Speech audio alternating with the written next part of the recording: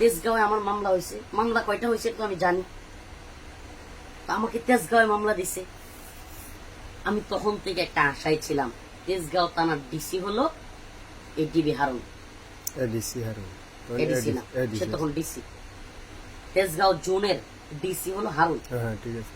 আমি তখন আশায় ছিলাম যে হারুন সাহেব হয়তো আমাকে একটু হেল্প করবে, অন্তত এখনই জামিন না হলেও আমার মামলাগুলো একটু কম হবে, কিংবা আমি একটু সুবিধা পাবো, এই ধরনের সত্যি ভাই আশায় ছিলাম।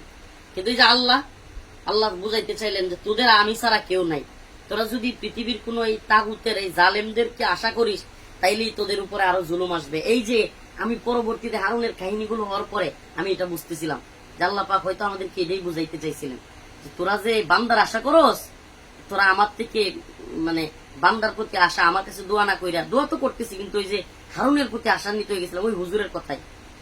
রবি ভাই, আমার এই হারুনের ভিডিওটা তো আমি আমার টেলিগ্রাম চ্যানেলে দেওয়ার সময় আমার সবার আগে আপনার কথাটা মনে হয়েছে। আপনার এই ঘটনাটা তো আমি জানতাম, আপনার এই ঘটনাটা জানতাম যে আপনাকে কিভাবে ওরা এই হাতের জিলে নিয়ে যা যা করেছে এই ঘটনাটা।